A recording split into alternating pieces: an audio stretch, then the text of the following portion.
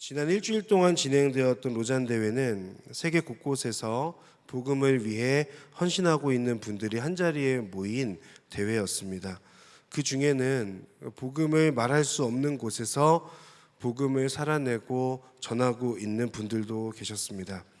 특별히 보안으로 인해서 방송이 되지 않았던 분들의 간증 시간이 있었는데, 저는 영어를 잘하지 못해서 다 이해하지는 못했지만 간증을 하는 가운데 눈물을 흘리면서 간증을 전하는 분들이 있었고, 그리고 그 간증을 들으며 기립박수로 위로하고 힘내라고 화답하는 그런 손길들이 있었습니다. 저는 이번 로잔 대회에서 FD를 섬겼는데 무대 안에 뒤에 있었지만 작은 섬김이라서 다 어떠한 일들이 있었는지 다 알지는 못하지만 참여했던 분들이 회복되는, 또 하나님의 은혜를 경험하는 시간이었다고 생각합니다. 로잔 대회를 통해서 회복되고 하나님의 부르심을 재확인하는 그런 시간이었고, 그래서 다시 힘을 내어서 각자의 국가로, 각자의 나라로 돌아가서 복음을 위해서 더욱 헌신할 것을 다짐하는, 또 위로받는 그런 시간이었다라고 하는 그런 생각이 들었습니다. 이런 의미에서 오늘 엘리야가 등장하는 본문을 가지고 여러분과 함께 말씀을 나누려고 합니다. 당신은 지금 무엇을 하고 있습니까? 라고 하는 그 제목을 가지고 함께 말씀을 나누겠습니다. 오늘 본문에는 엘리야가 등장합니다. 신약 성경에서 가장 많이 등장하는 구약의 선지자, 예언자 중에 한 사람이 엘리야가 아닐까 싶은데요. 마태복음 16장에 가서 보면 예수님께서 제자들에게 물으시죠. 사람들이 나를 누구라고 하느냐? 그때 제자들이 말하기를, 사람들이 이렇게 말합니다. 주님에 대해서 세례 요한이라고도 하고 엘리야라고도 하고 예레미야나 다른 예언자 중에 한 사람이라고 그렇게 말합니다. 그러니까 이 얘기는 뭐냐면, 유대인들에게 있어서 엘리야라고 하는 사람이 가지고 있는 그 엘리야라고 하는 존재가 매우 상징적인 인물이다라고 하는 것을 우리가 알 수 있는 거죠. 예언자들 중에서 대표로 가장 먼저 이야기되는 사람, 그 사람이 바로 엘리야였던 사람입니다. 엘리야라고 하는 사람이었습니다. 엘리야는 북이스라엘의 아합 왕의 통치 기간에 활동했던 예언자였습니다. 그러니까 이스라엘은 사울과 다윗과 솔로몬으로 이어지는 통일 왕국 시대가 있었고, 그리고 이제 여로보암이 다스리는 북이스라엘, 그리고 르호보암이 다스리는 남유다로 나눠지면서 분열 왕국 시대를 겪게 됐죠. 그래도 우리가 이제 얼마 전에 큐티를 했기 때문에 열왕기상 내용을 아실 텐데, 남유다는 하나님을 경외하는 왕들이 있었기 때문에 때로는 회개하거나 우상을 없애는 그런 행동들이 가능했는데, 북이스라엘의 역사를 보면 계속해서 범죄함과 우상 숭배로 가득했다는 것을 성경을 읽어보면 확인할 수 있습니다. 가장 먼저 백성들보다 가장 앞서서 죄를 지었던 사람들이 있었는데, 그 사람들이 북이스라엘의 왕들이었어요. 그 북이스라엘의 19명의 왕들 중에서도 가장 많은 악을 행하며 부정적인 영향을 끼쳤던 왕이 있는데, 그 사람의 이름이 아합입니다. 그러니까 아합 왕도 그랬지만 아합의 아내였던 왕비인 이세벨이라고 하는 이 여성은 더욱더 우상 숭배를 종용하고 죄를 짓게 하는 그런 사람이었어요. 그 시대에 활동했던 예언자가 엘리야라고 하는 그런 사람이었습니다. 북이스라엘은 아합과 또 여로보암 2세 때 가장 영토의 번영을 누리게 되는데, 그러나 영적으로는 가장 어둡고 타락했던 그런 때가 이 아합 왕 때 시대였습니다. 그때 하나님께서는 엘리야라고 하는 사람을 사용하셔서 말씀하시고 여러 이적들을 행하셨던 거죠. 엘리야는 하나님의 말씀하심의 통로로 쓰임받게 되는 겁니다. 여러분, 엘리야를 아실 텐데 엘리야 생각하면 어떤 장면이 먼저 떠오르세요? 저는 엘리야를 생각하면 가장 먼저 떠오르는 것이 갈멜산에서 850명과 맞붙어서 싸웠던 그 장면이 생각이 납니다. 갈멜산에서 바알 예언자 450명, 아세라 예언자 400명, 총 850명과 맞서 싸웠던 그런 엘리야였죠. 그때 당시의 내용을 보면 오늘 본문 바로 앞에 나오는 18장에 나오는 내용인데, 그는 백성들 앞에서 당당했습니다.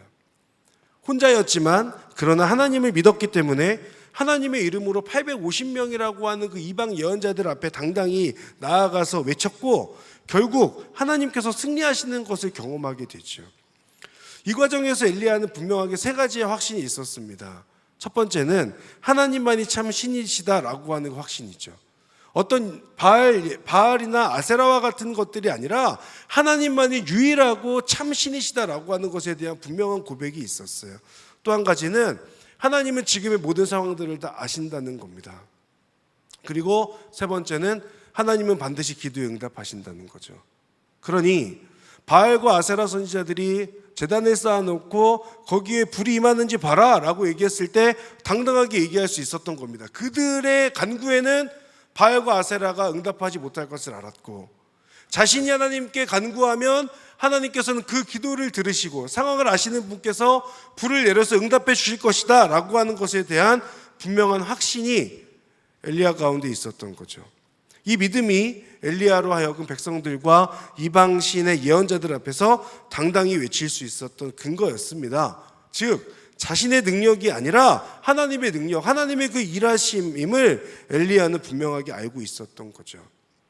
영적으로 가장 타락하고 믿음을 지키며 살아가는 것이 어려운 때에 활동했던 그 엘리야는 죄로 가득한 세상에서 그 유혹과 시험을 이겨낼 수 있는 방법이 세상의 다양한 신들과 비교되지 않는 유일한 존재이신 하나님을 믿는 것과 그 하나님께서 나의 모든 삶을 감찰하실 뿐 아니라 다 알고 계신 그 하나님이 내가 기도하면 그 기도에 응답해 주신다라고 하는 그것에 대한 분명한 믿음이 있었던 거예요.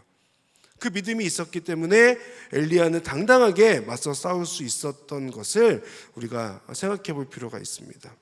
여러분, 세상에 속해 살아가면서 우리에게 필요한 것 다양한 것들이 있습니다. 그러나 가장 필요한 것 중에 하나는 하나님을 향한 믿음입니다.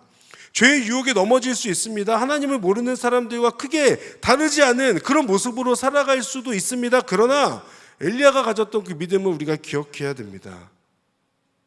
하나님이 유일한 신이시고 모든 상황을 알고 계시고 나의 기도에 응답하신다라고 하는 그 믿음이 있다면 하나님께 기도할 수밖에 없고 세상 앞에서 그 유혹 앞에서 죄 앞에서 당당하게 하나님의 이름을 외칠 수 있는 것이죠.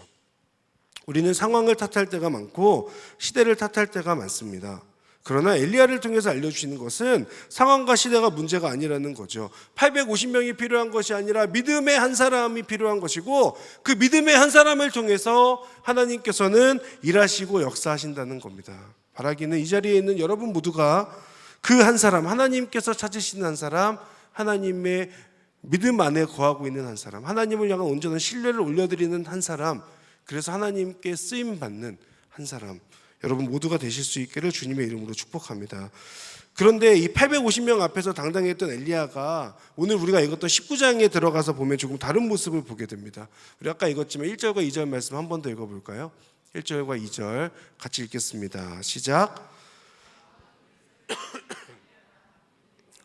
엘리야가 모든 예언자들을 칼로 죽였다는 이야기를 해주었습니다. 그러자 이세벨은 엘리야에게 사람을 보내 말했습니다. 만약 내일 이맘때까지 내가 내 목숨을 죽은 예언자들 가운데 하나의 목숨처럼 되게 하지 못하면 내가 우리 신들에게서 천벌을 받아 마땅하다. 갈멜산에서 있었던 일을 아합이 아내 이세벨에게 말하고 있습니다. 갈멜산에서 여호와의 불이 임했고 그로 인해서 850명의 이방 예언자들이 죽었다라고 하는 것을 이세벨은 들었죠. 사실은 이 아합도 이세벨도 그렇고 이때가 하나님 앞에 엎드릴 수 있는 기회였습니다. 그러나 이들이 선택했던 것은 엎드리는 것이 아니라 아합은 결국 이방신을 그 누구보다도 열심히 섬기고 있었던 아내 이세벨에게 이야기하는 것을 선택하죠. 아마도 이세벨이라면 지금의 상황이 어떻게 대처할까에 대해서 알고 있을 것이다 라고 생각했을지도 모르겠습니다. 하나님께 돌이킬 수 있는 그 기회를 아합은 지금 사람을 의지하는 것으로 여전히 이방신을 놓지 못하는 것으로 인하여서 다시금 범죄의 자리를 찾게 되는 그 아합의 모습을 확인할 수 있죠. 아합은 전했고 이세벨은 그 소식을 듣고 분노했습니다. 자신이 데리고 들어왔던 그런 이방신을 섬기는 예언자들이 완전히 죽은 상황, 그 가운데 가만히 있으면 안 되겠다라고 하는 이세벨만의 어떠한 거룩한 부담감이 있었을지 몰라요. 거룩한 분노가 있을지 모릅니다. 그래서 엘리야를 죽여야 되겠다라고 하는 그런 생각을 하고 엘리야에게 사람을 보내서 협박합니다. 그런데 놀라운 건 850명 앞에서도 당당했던 엘리야가 이세벨 그 한 명의 협박 앞에서 두려움을 느끼고 있다는 거예요. 그리고 자신의 목숨을 걱정하기 시작합니다. 3절과 4절의 말씀도 우리 한번 같이 읽겠습니다. 시작. 엘리야는 이 상황을 보고 목숨을 지키려고 일어나 도망쳤습니다. 그는 유다의 브엘세바에 이르자 자기 종을 거기에 남겨두고 혼자서 하룻길을 가서 광야에 다다랐습니다.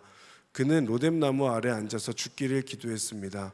여호와여, 이제 이것으로 충분하니 제 목숨을 가져가 주십시오. 저는 저의 조상들보다 나은 것이 없습니다. 엘리야는 목숨을 지키려고 도망칩니다. 유다의 브엘세바에 이르렀다는 것은 남유다의 가장 남쪽을 의미하잖아요. 그러니까 엘리야 입장에서 생각하면 얼마나 두려웠으면 북이스라엘의 왕비인 이세벨의 영향력이 다 닿지 않을 만한 일단 남유다로 넘어온 상황이고, 남유다 가운데서도 가장 남쪽까지 지금 와 있는 그런 상황인 거예요. 게다가 브엘세바에서부터는 같이 갔던 종을 혼자서 남겨두고 자기 혼자 하룻길을 걸어가서 사막 한가운데로 들어가게 되는 그런 모습을 확인하게 되죠. 엘리야는 엄청난 승리를 맛봤던 사람입니다. 하나님께서 살아계신다는 것도 경험했던 사람입니다. 하나님의 주 되심을 경험한 사람이었어요. 그러나 이세벨의 협박 앞에서 당당했던, 또 자신의 어떤 승리의 영광을 취했던 그런 모습은 어디론가 사라지고 혼자서 광야로 들어가서 있는 선택을 하게 되는 것이죠. 나는 주님을 위해서 이렇게 헌신했고 하나님의 이름을 당당하게 외쳤다고 그렇게 생각했고 하나님께서 직접 일하시는 것도 경험했는데 내가 지금 왜 이런 위협을 겪어야 하는 걸까? 라고 하는 생각을 하면서 광야로 들어갔을지도 모르겠습니다. 그리고 도착한 그곳에서 로뎀나무 아래서 이 엘리야가 선택했던 것은 죽기를 간구하는 거였어요. 아마도 이 선택은 하나님을 찾기 위한 어떤 그런 마음에서부터 광야길로 가고 죽기를 간구했던 것은 아니었던 게 분명해 보이죠. 왜냐하면 로뎀나무 아래에 앉아서 죽기를 기도하며 하나님께 하는 말이 너무 무기력하기 때문이에요. 아까 우리가 읽었지만 이런 거지 않습니까? 하나님, 이 정도면 됐습니다. 저는 하나님께서 살아계신 것도 확인했고 다른 신들과 비교되지 않는 존재라고 하는 것도 저는 이제 깨달았습니다. 그러니 이제 그만 제 목숨 가져가 주세요. 저는 여기까지만 하겠습니다. 저는 그저 그동안의 조상들처럼 하나님께 불순종하는 그런 사람이고 죄인일 뿐입니다. 이 정도면 충분하니까 이제 저는 그만 살게요 라고 이야기하는 상황인 거죠. 엄청난 승리 이후에 더 당당하게 하나님의 이름을 드러내고 북이스라엘의 영적인 각성과 승리를 선포하게 될 것 같은데, 그런데 이런 모습에 죽기를 간구하는 엘리야의 모습을 보면 너무 속상하죠. 그런데 이 모습 가운데서 이 엘리야의 모습 속에서 우리의 모습을 보게 됩니다. 그래서 한편으로는 위로를 얻기도 하는 것 같아요. 엘리야의 이 감정과 모습은 우리도 종종 느끼는 부분들입니다. 엄청난 은혜를 경험한 이후에 내 안에 찾아오는 영적 무기력함을 경험하게 될 때가 있죠. 그러니까 말씀을 통해 주신 은혜가 너무 크고 걱정하면서 기도했던 일들이 잘 해결되는 것들을 경험하게 되면 그때는 내가 무엇이든지 할 수 있는 것 같은 그런 자신감이 생기기도 하고 성령으로 충만한 어떤 느낌을 받기도 합니다. 근데 그러다가 또 어느 순간 하나님의 은혜는 사라져버린 것 같고 문제는 여전히 해결되지 않는 것 같아서 내 안에 있는 자신감도 떨어지게 되고 하나님 앞에서 한없이 나약하고 작아지는 그런 나를 발견하게 될 때가 있죠.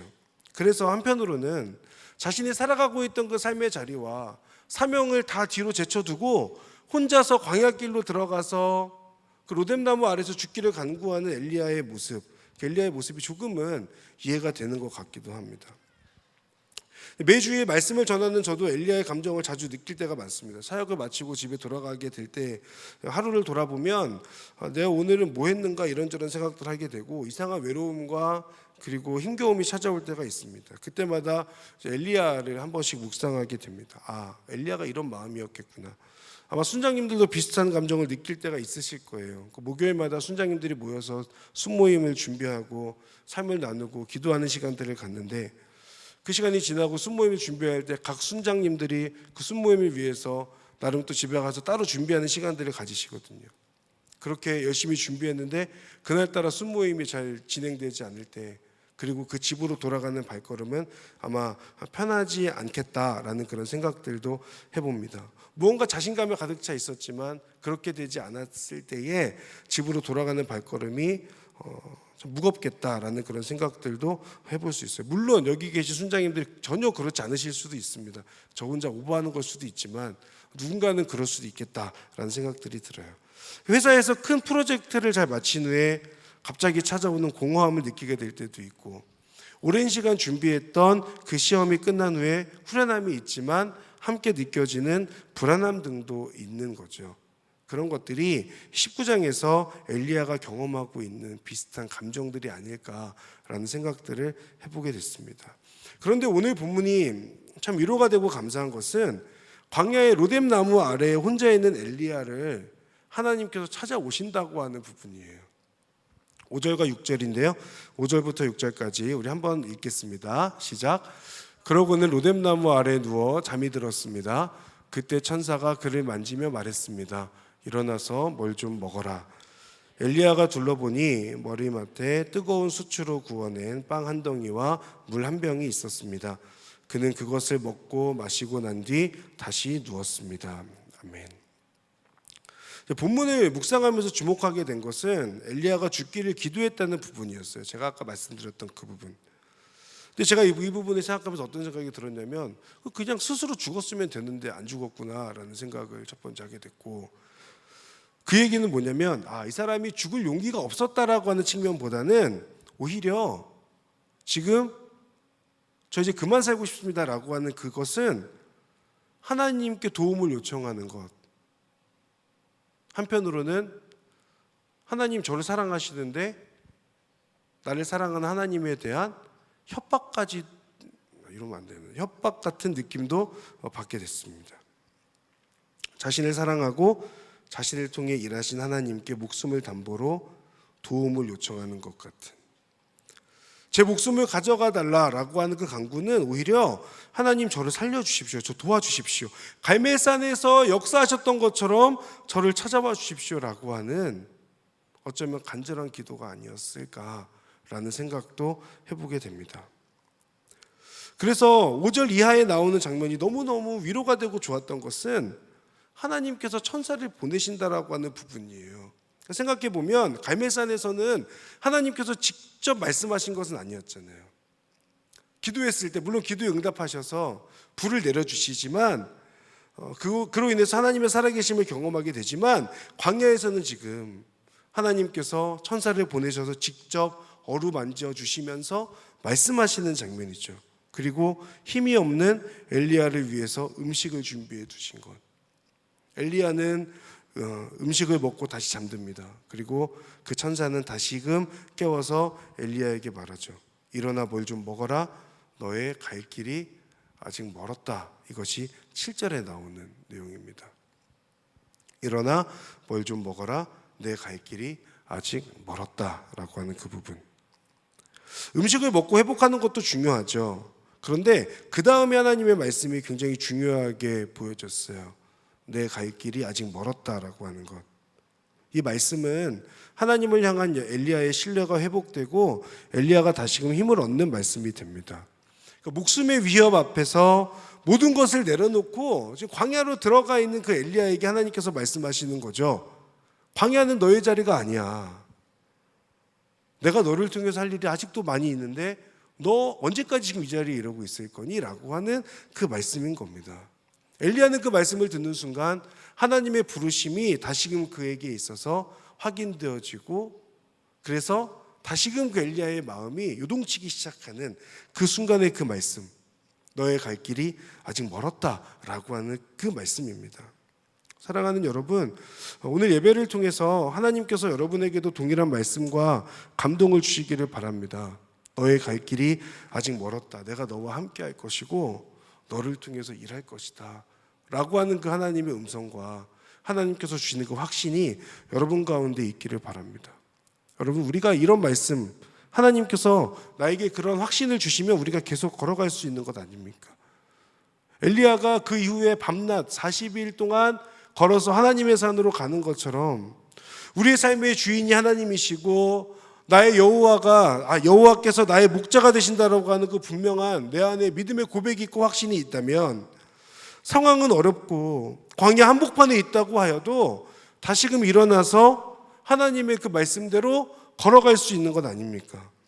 이 말씀을 들은 엘리야는 한 번도 쉬지 않고 기운을 차린 뒤에 한 번도 쉬지 않고 밤낮으로 40일을 걸어서 하나님의 산에 갑니다.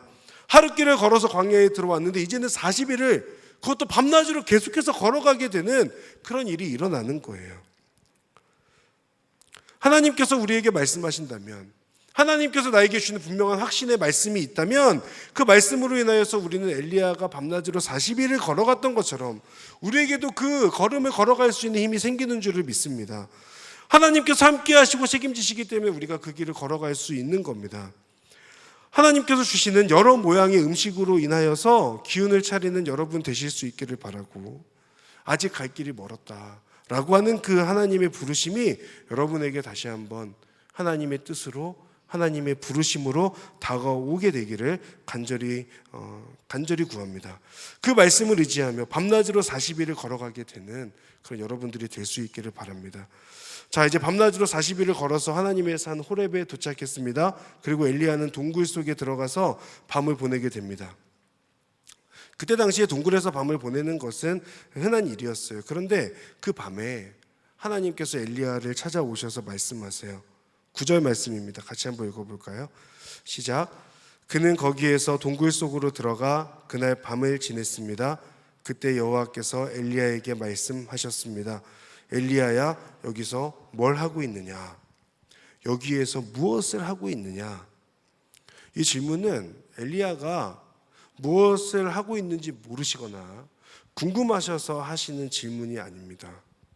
이 질문은 엘리야의 정체성이 무엇인지를 물어보시는 질문이에요. 큰 승리를 경험했지만 광야에 들어가 죽여달라고 기도했던 엘리야였습니다. 그래서 하나님 지금 묻고 계신 겁니다.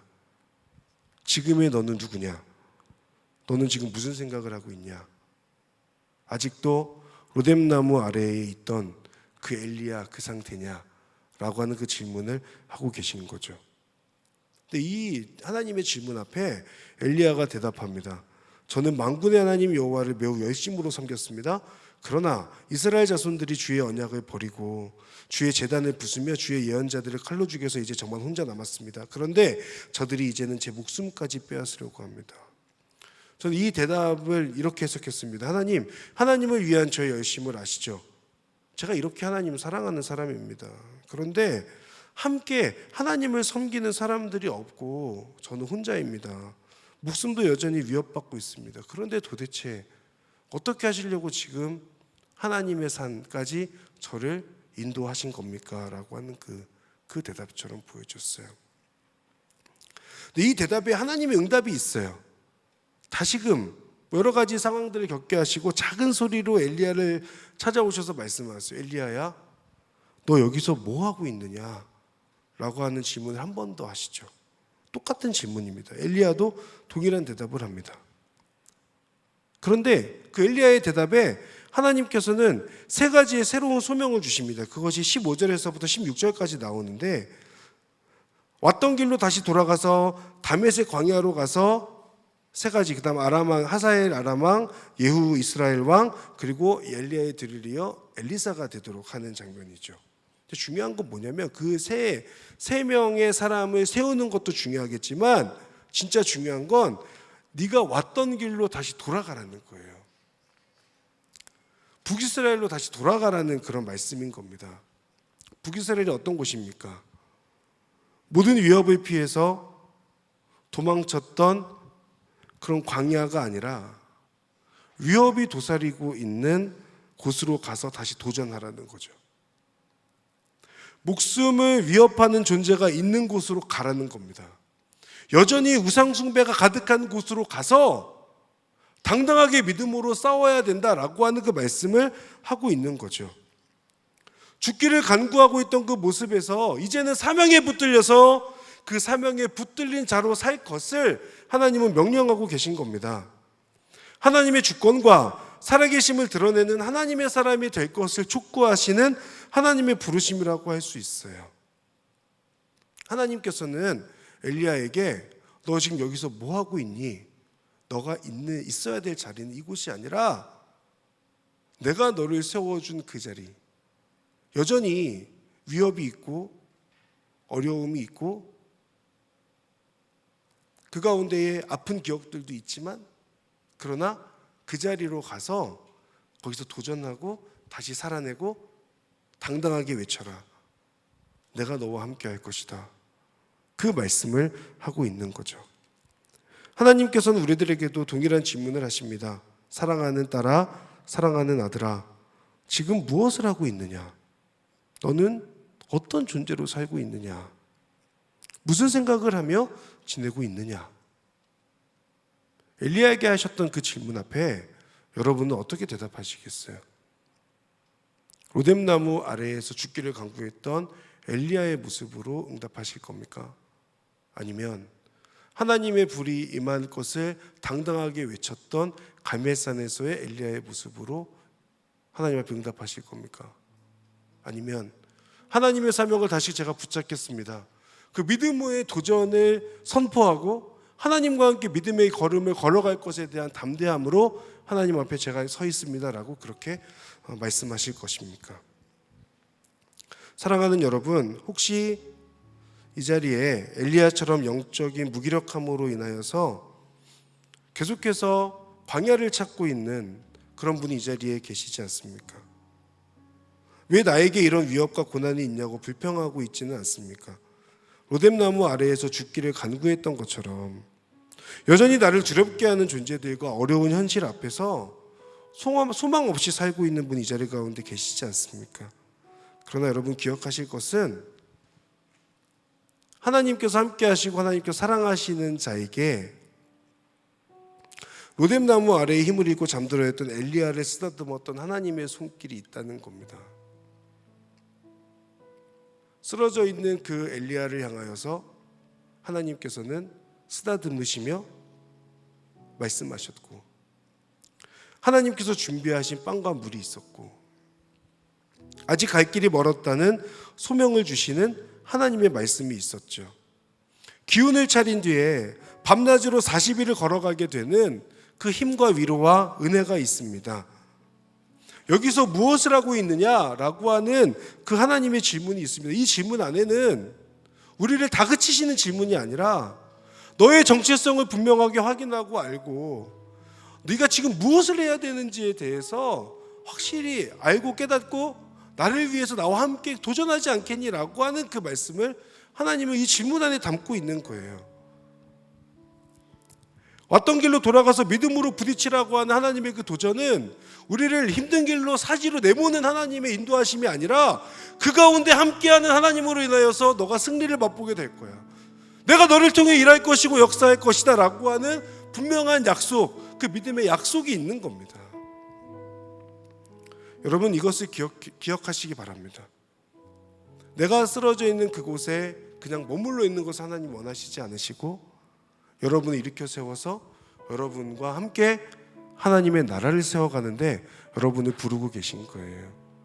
그 부르심 앞에 믿음으로 응답하는 여러분들이 되실 수 있기를 바랍니다.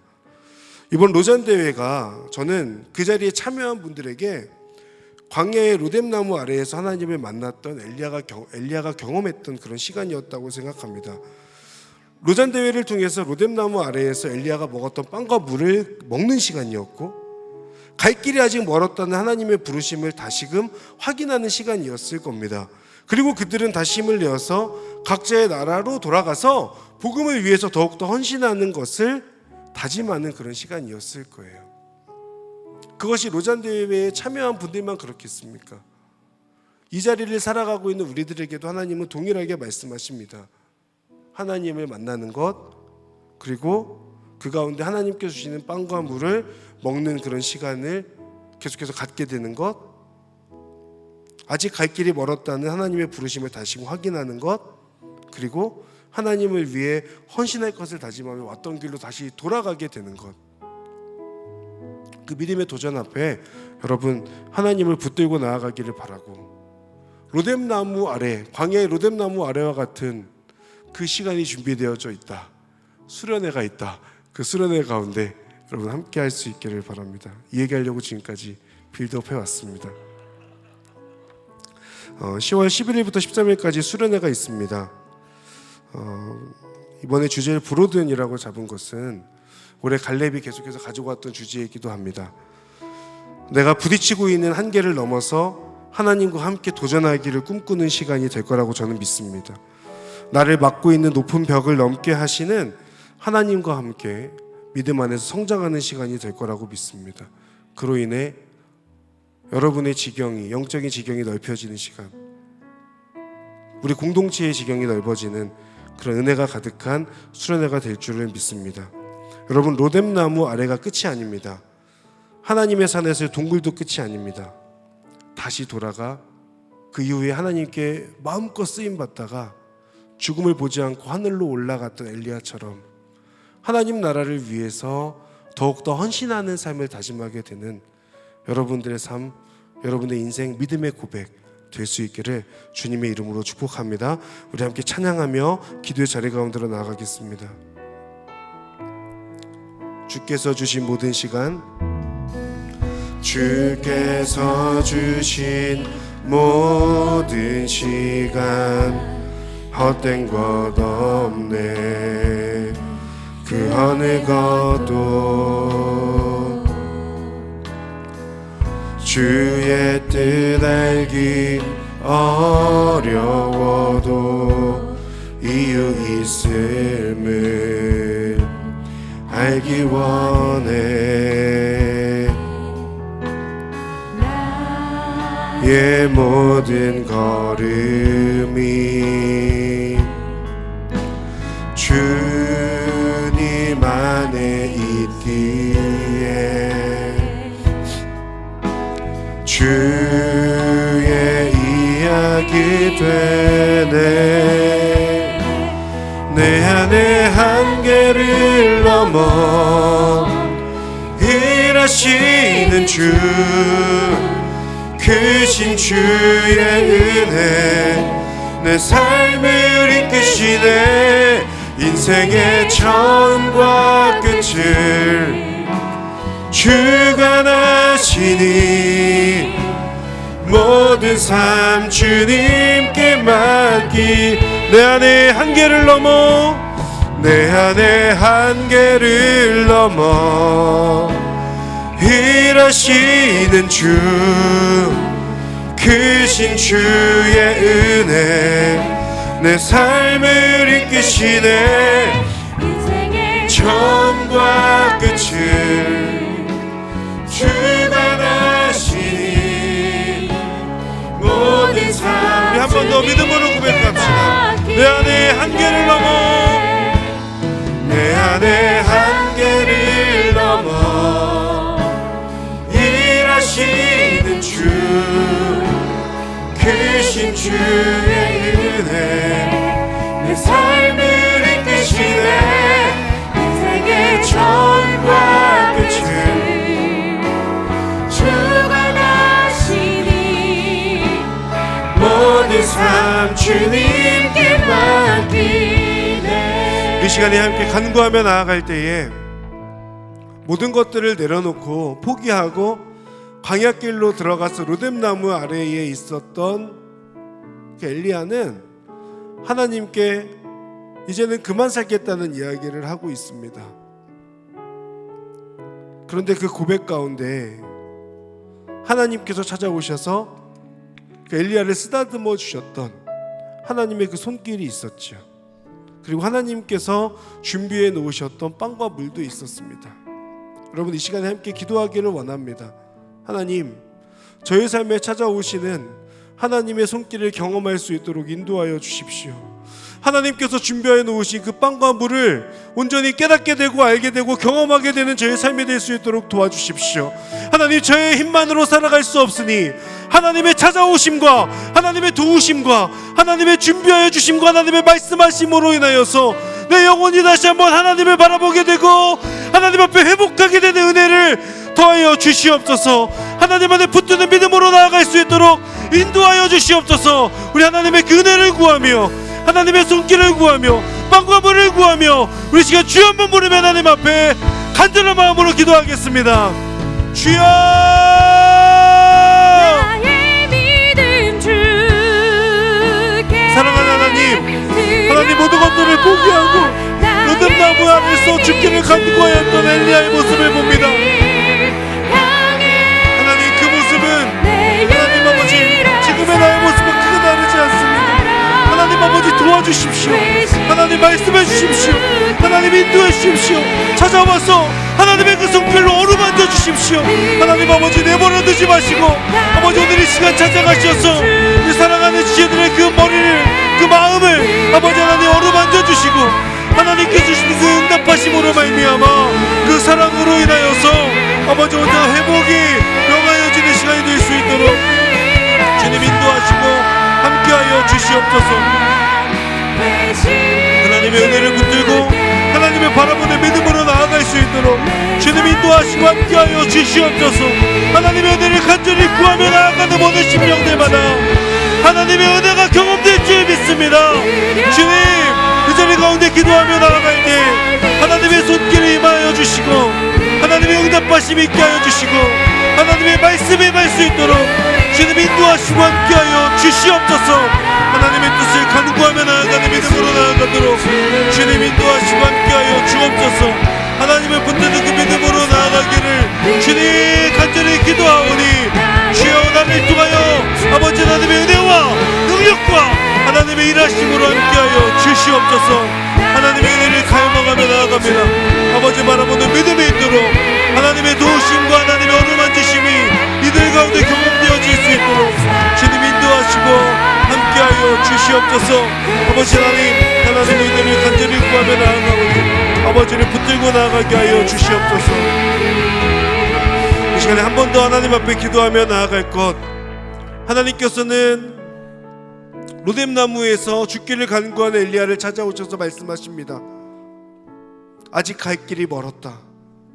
그것은 하나님께서 엘리야에게 다시금 그 소명을 확인시켜 주시는 것과 동시에 엘리야로 하여금 다시 일어나 하나님을 의지하고 밤낮 40일을 걸어갈 수 있는 힘을 주시는 말씀이었고, 다시 한번 엘리야는 그 하나님께서 주시는 말씀으로 인하여 사명자의 길을 걸어가기를 결단하게 되는 순간이 있었습니다.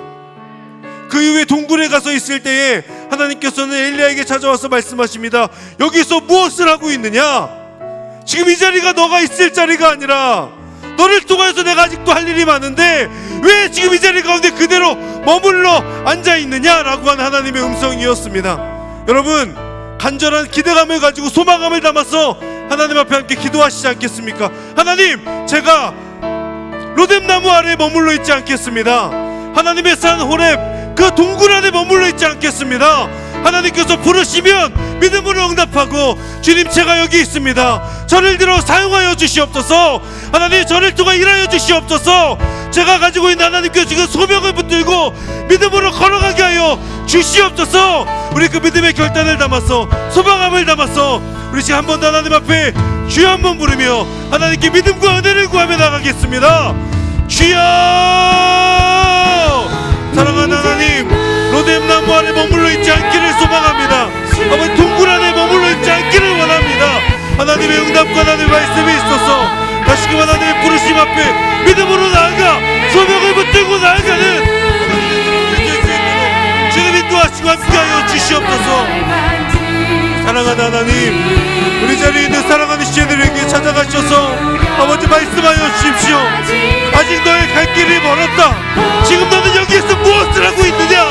하나님의 그 응답이 내 안에 있게 하여 주시고 하나님을 붙들고 믿음으로 나아가 하나님 바라보는 믿음으로 나아가는 하나님의 사람들이 될 수 있도록 주님 인도하시고 함께하여 주시옵소서.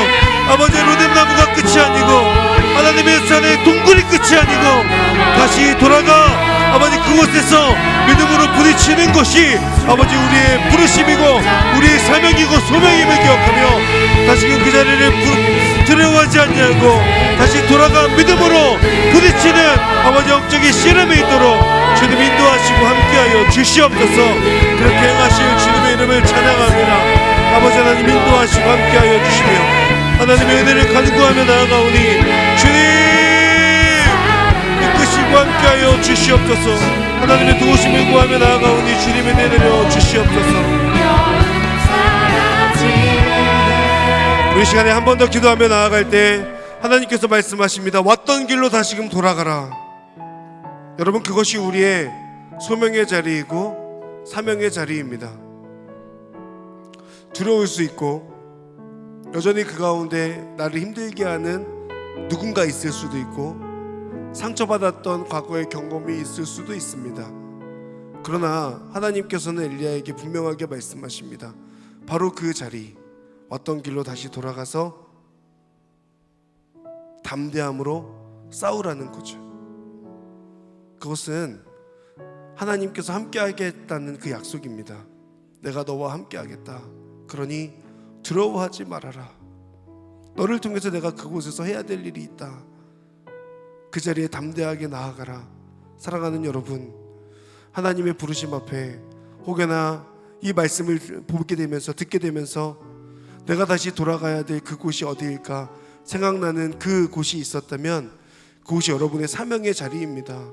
이 시간에 그것을 놓고 함께 기도합니다. 하나님께서 엘리야에게 다시 돌아가라고 말씀하셨던 그 북이스라엘의 그 현장이 제가 지금 하나님께서 말씀하여 주시고 깨닫게 하여 주시는 그곳이 사명의 자리, 소명의 자리, 내가 지켜야 할 자리임을 믿음으로 고백합니다. 여전히 두렵지만 함께 하신 하나님으로 인하여서 담대하게 도전하게 되고 그것을 통하여 나의 영적인 지경이 넓어지고 내 안에 있는 한계를 뛰어넘게 되고 높은 벽을 넘게 하는 하나님 그런 믿음의 경험이 있도록 하나님 인도하시고 함께하여 주시옵소서. 우리 시간에 그 믿음의 고백, 담대함의 고백을 담아서 우리 마지막으로 한 번 더 이 부분을 놓고 기도하기를 원합니다. 함께 기도하겠습니다. 사랑하는 하나님, 하나님께서 불러주신 그 자리에서 다시금 돌아가라. 다시금 돌아가서 그곳에서 나의 그 은혜를 선포하고 복음을 증거하고 하나님의 이름을 전하는 데까지 나아가라고 하는 하나님의 음성 앞에 아버지 믿음으로 도전하는 우리 귀한 예배자들이 될 수 있도록 인도하여 주시옵소서. 하나님 그 자리에 머물러 있지 않기를 원합니다. 나아가서 담대하게 싸울 수 있기를 원합니다.